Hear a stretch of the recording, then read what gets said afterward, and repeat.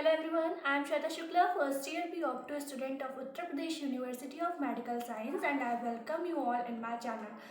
तो आज ये वीडियो इसलिए बन रही है क्योंकि यहाँ पे हम लोग डिस्कस करने वाले हैं आप लोग के जैसे फॉर्म आने वाले हैं बहुत ही जल्दी, ठीक है। नवंबर लास्ट में या दिसंबर में फॉर्म आ जाएंगे। तो उसके बाद डिस्कस ये करना है कि एक मंथ में सिर्फ आप लोग कैसे तैयारी करो ताकि आपका सिलेक्शन जल्दी से हो जाए, ठीक है।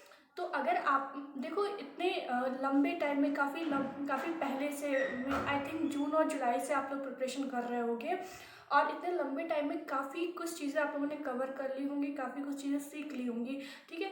तो जिन लोगों ने ये सारी चीज़ें कवर कर ली है, एनसीईआरटी कवर कर ली है या फिर थोड़ी बहुत प्रैक्टिस कर ली है क्वेश्चन की, तो उनके लिए फिर कोई प्रॉब्लम की बात नहीं है। बट अगर आपको इस फॉर्म के बारे में, यहाँ के एडमिशन के बारे में नहीं पता था और आपने अब तक कोई प्रैक्टिस नहीं की है, ठीक है, तभी 11th-12th में कुछ ना कुछ आपने पढ़ा होगा, 12th के बोर्ड्स दिए होंगे।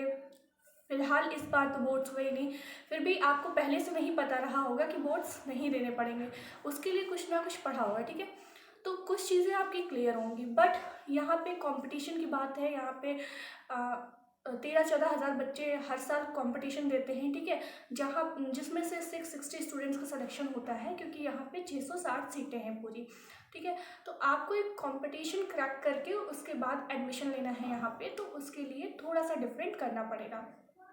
तो सपोज डैट यहाँ पे जो 100 मार्क्स का पेपर है उसमें फिजिक्स, केमिस्ट्री और बायोलॉजी है और जो पीसीएम वाले स्टूडेंट्स हैं उनके लिए फिजिक्स, केमिस्ट्री और मैथ्स है। तो अब आपका जो भी सब्जेक्ट स्ट्रॉन्ग है, अगर आप बायो के स्टूडेंट हो तो ऑब्वियसली आपका बायो वाला पोर्शन ज़्यादा स्ट्रॉन्ग होगा। तो अब आपको करना क्या है कि बस उस सब्जेक्ट पे इतना ध्यान देना है, बायो पे।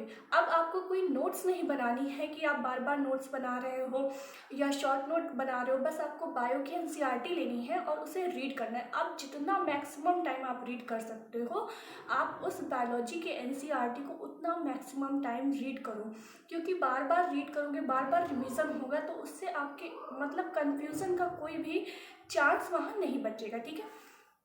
अब बात करते हैं हम फिजिक्स कैसे करें, केमिस्ट्री कैसे करें, क्योंकि बायोलॉजी बहुत सब लोग कर लेते हैं मैक्सिमम, और ज़्यादातर बच्चे कहाँ प्रॉब्लम फेस करते हैं फिजिक्स में, ठीक है। तो फिजिक्स की अगर हम बात करते हैं तो फिजिक्स अभी तक जितना भी आपने पढ़ा है बस उसको ही रिवाइज कर लो, उसमें कुछ नया ऐड मत करो, क्योंकि आप नया ऐड करोगे तो पुराने जो न्यूमेरिकल्स हैं वो आप सॉल्व नहीं कर पाओगे या वो भूल जाओगे। तो उससे बेटर है आपने जितने भी फॉर्मूलाज अभी तक याद किए हैं बस उस फॉर्मूले को फिर से रिवाइज करो, उस थ्योरी को फिर से पढ़ो जो अभी तक पढ़ा है, उसमें कुछ नया मत पढ़ो। अगर 11th का पढ़ा है तो 11th का ठीक है, 12th का पढ़ा है फिजिक्स तो 12th का ठीक है, बस अब जितना पढ़ा है उसको रिवाइज करने के लिए रखो। क्योंकि अगर आप नया उसमें ऐड करने की कोशिश करोगे, कुछ नया पढ़ोगे तो फिर रिविज़न में बहुत दिक्कत होगी, इतना सारा सिलेबस है ना। तो अब फिजिक्स आप ऐसे ही कर लो कि फॉर्मूले आपने, और मैंने बहुत पहले शॉर्ट नोट बनाने के लिए कहा है, अगर जिन लोगों ने शॉर्ट नोट बनाए हैं तो आप उसको रिवाइज करो बस। अब वहाँ से फॉर्मूला पढ़ो और वहीं से न्यूमेरिकल सॉल्व करते रहो, क्योंकि इसमें ज़्यादा न्यूमेरिकल नहीं आएंगे, ठीक है, और जो आएंगे वो सिर्फ फॉर्मूले बेस्ड आएंगे, ठीक है। जैसे कि आप कूलॉम लॉ का या जो छोटे मोटे पावर निकालने वाले फॉर्मूले होते हैं, रेजिस्टेंस, यही सब आपको करने हैं इसमें, और थ्योरी के क्वेश्चंस इसमें ज़्यादा आते हैं न्यूमेरिकल के कंपैरिजन में। तो अगर आपकी थ्योरी मतलब बेसिक्स क्लियर है, आपका जो थ्योरम किसने दिया था साइंटिस्ट का नाम क्लियर है, या बहुत सारी चीज़ें जो थ्योरीज मतलब जितनी भी थ्योरी है आपकी फिजिक्स की वो क्लियर है, तब भी अगर आप न्यूमेरिकल छोड़ भी दोगे तो इतनी प्रॉब्लम नहीं होगी, ठीक है। बट ट्राई करो कि जितने फॉर्मूले आते हैं उस पर न्यूमेरिकल सॉल्व करते रहो। एंड देन हम बात करते हैं केमिस्ट्री की। तो केमिस्ट्री में जो इनऑर्गेनिक वाला पोर्शन है उसको आप जैसे अपनी बायोलॉजी को कवर किए हो, कि बायोलॉजी को रिवीजन किए हो या बायोलॉजी के एनसीईआरटी पढ़े हो, तो केमिस्ट्री में इनऑर्गेनिक वाला पोर्शन आप ऐसे ही कवर कर लो, जितना भी एस ब्लॉक है, पी ब्लॉक है ना, वो सारी चीज़ें वैसे ही कवर कर लो, जैसे एकदम बायो की तरह उसको बस एनसीईआरटी पूरी पढ़ लो, कुछ अलग से कोई भी ज़रूरत नहीं कुछ करने की, ठीक है। अब बारी आती है आपकी ऑर्गेनिक केमिस्ट्री की।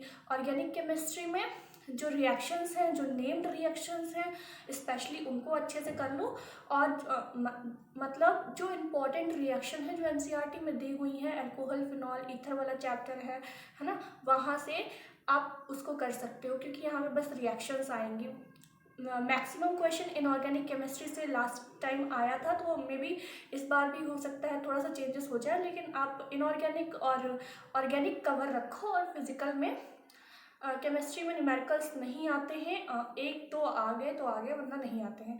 तो इसलिए केमिस्ट्री में भी वही करो कि जितने चैप्टर्स आपके तैयार हैं उसको 100% फिर से रिवाइज कर लो। और इनऑर्गेनिक जिसको इजी लगती है वो इनऑर्गेनिक अच्छे से कर ले और ऑर्गेनिक कर ले, और फिजिकल को थोड़ा ध्यान दे तो वो भी कोई दिक्कत नहीं है, ठीक है। मतलब आपको कुल मिला के अब ये करना है कि आपके जितने चैप्टर्स तैयार हैं, चाहे वो फिजिक्स हो, चाहे केमिस्ट्री हो, चाहे बायोलॉजी हो, सबको रिवीजन पे ज़्यादा ध्यान देना है, ठीक है। कोई नया चैप्टर मत पढ़ो, क्योंकि नया चैप्टर पढ़ने से क्या होगा कि आप पिछला रिवाइज नहीं कर पाओगे तो कंफ्यूज हो जाओगे मे बी। तो इसलिए आपको जितना चैप्टर आता है उतना कवर करो अच्छे से, उतना फिर से रिवाइज करो, उसके क्वेश्चन सॉल्व करो, ठीक है।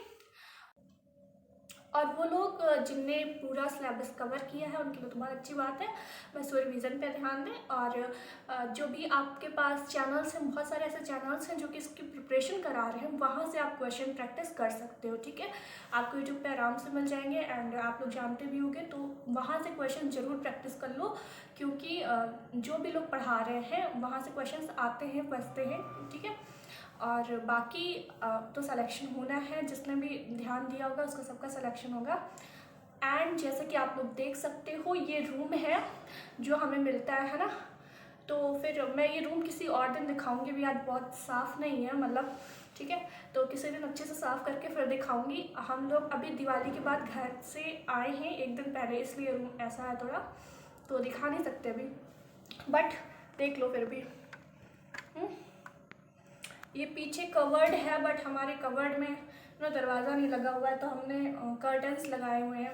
एंड ये एक स्टडी टेबल है, मेरे रूममेट की है, इसके जस्ट पीछे मेरी स्टडी टेबल है। और आपके पास 2 बेड्स होते हैं, किसी दिन बनाएंगे रूम पे, है ना, रूम पे वीडियो कि यहाँ का रूम कैसा है और यहाँ पे हॉस्टल फैसिलिटीज़ क्या क्या है। फ़िलहाल अभी ये है कि आप 1 मंथ में कैसे प्रैक्टिस कर सकते हो और क्या क्या चीज़ें, है ना। और एक दिन हम लोग बनाएंगे कि मेस का खाना यहाँ का कैसा होता है, ओके पक्का। तो फिर मिलते हैं नेक्स्ट वीडियो में, तब तक के लिए पढ़ाई करते रहो, ऑल द वेरी बेस्ट।